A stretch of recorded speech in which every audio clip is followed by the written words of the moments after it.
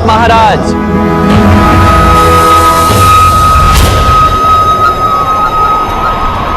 कल्याण हो वासुदेव। हस्तिनापुर की इस राजसभा में यादव श्रेष्ठ श्रीमान वासुदेव का स्वागत है। हे वासुदेव, कुरुओं का ये महान वंश आज संकट का भागी बन बैठा। जैसे रात्रि का आगमन ढिंगर की ध्वनि से जाना जाता है, वैसे पंच का नाश हम वृद्धों के हताशा से भरी श्वास की ध्वनि से जाना जाता है।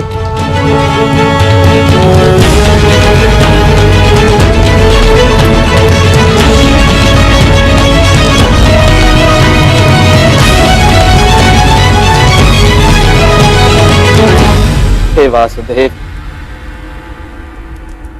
इस संघर्ष को अंत करने का मार्ग अब केवल आप ही दिखा सकते हैं। कोई मार्ग दिखाइए वासुदेव। महाराज की जय। महाराज, पांडवों को उनका राज्य लौटा दीजिए और अपने पुत्रों को प्रायश्चित और दंड के लिए सज्ज कीजिए।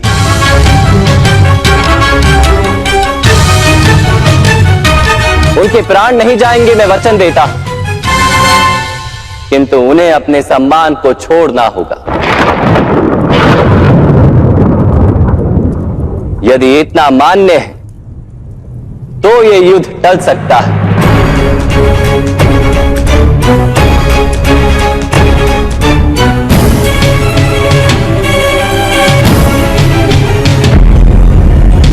वासुदेव, इंद्रप्रस्थ पर मेरा अधिकार है, महाराज का नहीं। मैं किसी भी स्थिति में इंद्रप्रस्थ को लौटाऊंगा नहीं।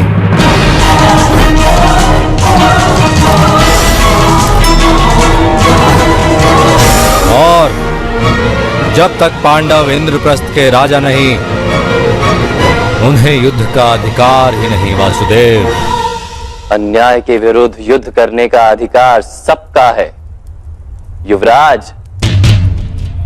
ये तो पांडवों की उदारता है कि इतने वर्षों तक उन्होंने युद्ध नहीं किया, महाराज का सम्मान किया पद पद पर। वास्तव में किसी भी स्थिति का अंत उस स्थिति के आरंभ से ही निश्चित हो जाता है। नीम के वृक्ष पर आम के फल नहीं लगते कभी। महाराज, इस संघर्ष का आरंभ भी उसी दिन हो गया था जिस दिन महाराज पांडु का देहांत उस वन में हुआ था और उनके पुत्र हस्तिनापुर पधारे थे।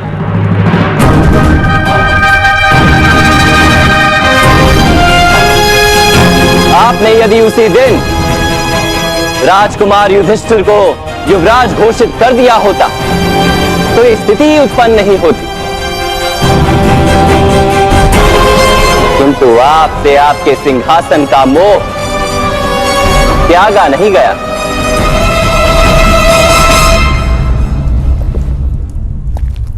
ये आप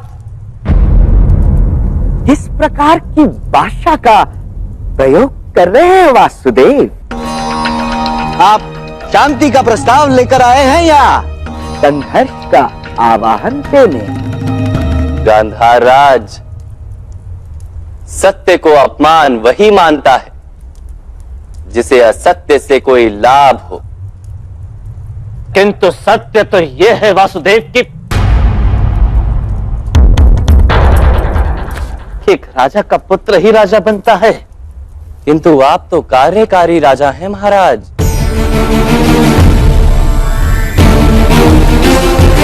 सत्य तो ये है कि आपका राज्य अभिषेक कभी हुआ ही नहीं।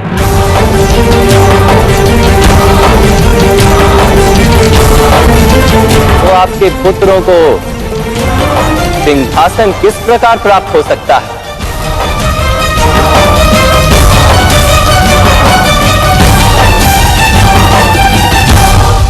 इतने इतने पुराने इतिहास के पन्ने खोलकर क्या लाभ महाराज?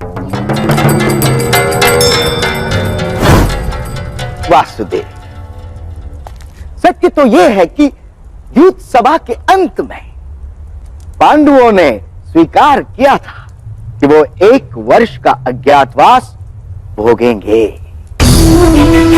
किंतु मेरे बच्चे दुर्योधन 1 वर्ष पूर्ण होने से पहले अर्जुन को ढूंढ लिया।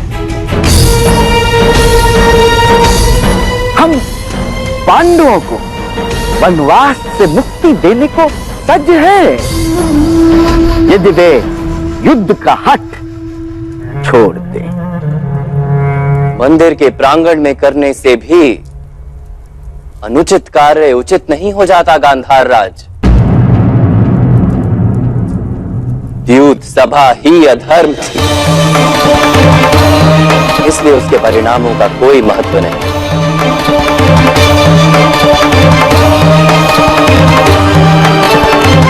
वासुदेव, क्या भ्राता युधिष्ठिर ने जान करके अपनी संपत्ति, अपने भाई, अपनी पत्नी और स्वयं अपने आप को दांव पर नहीं लगाया था? तो वो अधर्म किस प्रकार हो सकता है वासुदेव? किसी स्त्री को भरी सभा में निर्वस्त्र करने की चेष्टा कर आपने सारी सभा को अधर्म सिद्ध कर दिया था युवराज। भोजन के किस निवाले ने शरीर में विष फैलाया है, ये कोई नहीं पूछता। समग्र भोजन को विषयुक्त माना जाता है। हमें भी इंद्रप्रस्थ की सभा में निशस्त्र किया गया था, क्या आप भूल गए वासुदेव? माया सभा में जब आपके शस्त्र उतारे गए थे, तभी आपने युद्ध का आह्वान क्यों नहीं दिया युवराज? युद्ध सभा में प्रपंच करके एक स्त्री को निर्वस्त्र करने की योजना क्यों बनाई आपने? सत्य तो ये है कि आपके पास युद्ध का सामर्थ्य ही नहीं।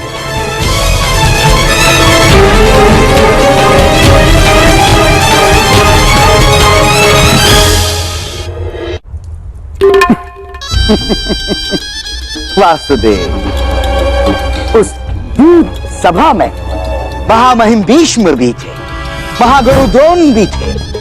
क्या इन्होंने भी अधर्म किया? अवश्य किया था।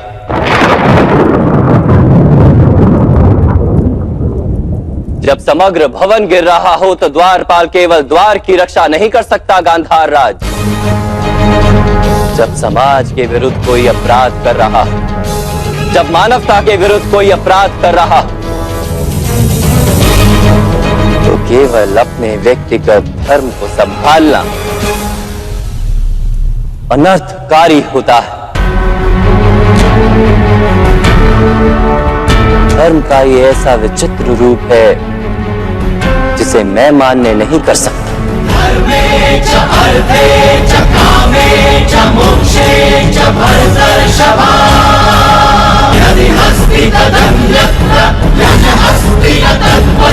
ये धर्म अधर्म के विवाद का समय नहीं। इस समय केवल एक महायुद्ध को टालने का प्रयत्न करना आवश्यक है।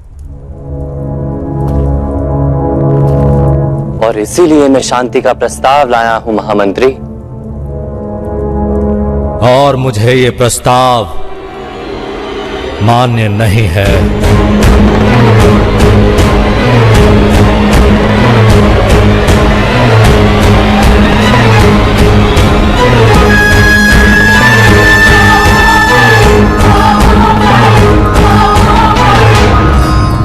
यदि इस समय सभा का त्याग करेंगे युवराज, तो हमारा मिलना अब रणभूमि में होगा महाराज। दुर्योधन, ठहरो।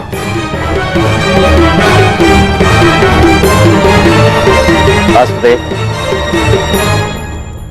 दंड की बात करके आपने शांति प्रस्ताव को स्वीकार करने योग्य रखा ही नहीं। कोई भी योद्धा दंड किस प्रकार स्वीकार करेगा? और कौन सा योद्धा अपने ही परिवार की स्त्री को निर्वस्त्र करने की चेष्टा करता है पूरी सभा में महाराज?